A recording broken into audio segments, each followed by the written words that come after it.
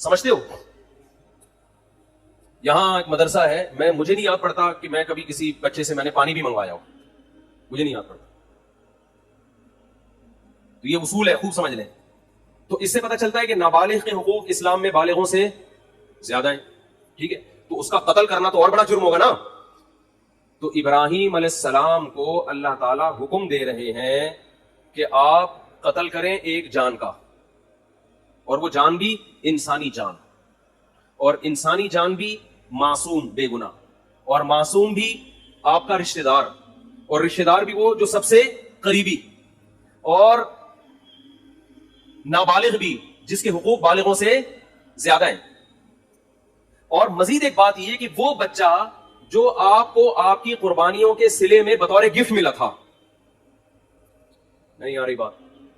ابراہیم علیہ السلام نے جب اللہ کے لیے قربانیاں دی ہیں نا، تو اس کے گفٹ میں اللہ نے کیا دیے؟ اسماعیل. تو یہ تو اور زیادہ عجیب، یہ تو یعنی illogical بات بھی ہو گئی کہ معاذ اللہ نقل کفر ایک بہت بڑا جرم بھی کروایا جا رہا ہے، قتل انسانی کا، اور illogical کام بھی کروایا جا رہا ہے، اس لیے کہ جو چیز بطور گفٹ کے دی جاتی ہے وہ کبھی واپس نہیں لی جاتی. وہ طبعی عمر کو پہنچنے کے بعد انتقال کر جائے تو وہ تو سب نہیں مرنا ہے. ابراہیم علیہ السلام کہہ سکتے تھے اللہ تو نے تو میری قربانیوں کے صلے میں مجھے یہ بیٹا دیا تھا، تو دیا کیوں تھا جب تو نے اس عمر میں لینا تھا اور میرے ہی ہاتھوں ذبح کروانا تھا اس کو؟ کوئی لاجک سمجھ میں آتی ہے؟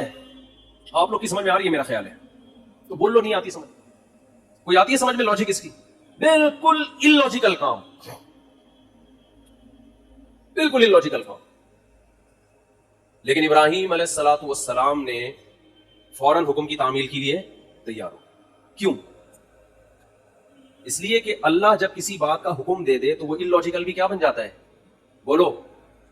یہ چیز آج لبرل لوگوں کی کھوپڑی شریف میں بیٹھ نہیں رہی ہے. یہ ہر چیز میں پوچھتے ہیں کیوں، وائے، اس میں کیا ہے، کھڑے ہو کر پانی پینا کیوں، بیٹھ کے پیوں. میں وہ ان سے جب بھی کوئی پوچھے نا اسلام میں بیٹھ کر پانی پینا کیوں افضل ہے، کھڑے ہو کر بھی جائز ہے، افضل ہے بیٹھ کے پیو. اس بولے کپڑے کیوں پہنے ہوئے ہیں، کیوں کا جواب دیکھو. جب بھی کوئی گمراہ آدمی کیوں کرے نا، سوال پوچھے تو جواب دینے کے بجائے اس سے سوالات پوچھنا شروع کر دو کہ تیرے اوپر پہلے 10 سوال ہیں تو اس کا جواب دے. ہمیشہ ہر باطل کی عادت ہوتی ہے وہ آپ کو سوالات میں الجھائے.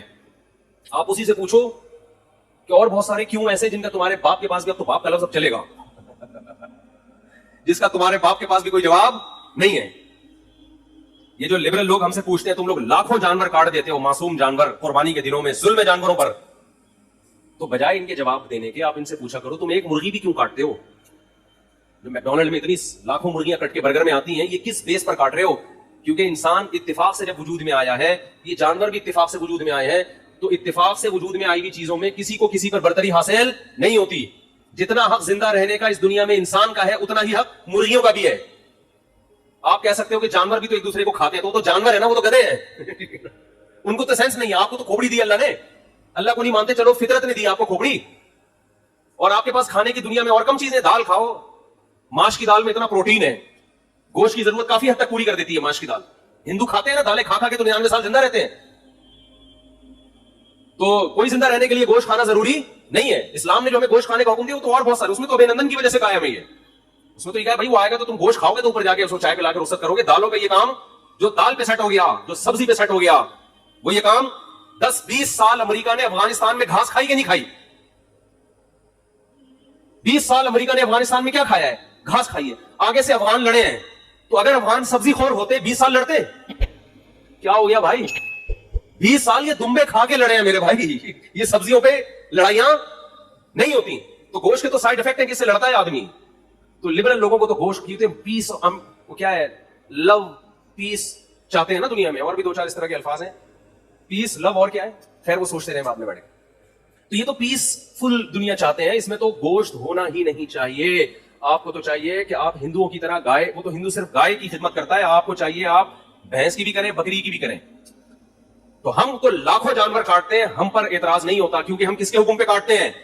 وہ تو اگر اولاد کو کاٹنے کا حکم دیتا اس کو کاٹ دیتے بھائی، جیسے ابراہیم علیہ السلام نے کہا کاٹ دو بس. جب illogical کام اللہ نے کہہ دیا تو وہ illogical رہا نہیں ہے، وہ لاجیکل، سراپا لاجک سے بھرا ہوا کام ہے. وہ خدا ہے بھائی، ہم تو خدا کے غلام ہیں. ہمیں اگر اللہ ابراہیم علیہ السلام کو حکم دیتا اسماعیل کو کاٹو، وہ نہیں کاٹتے. اللہ ویسے بھی تو اٹھا سکتا تھا نا.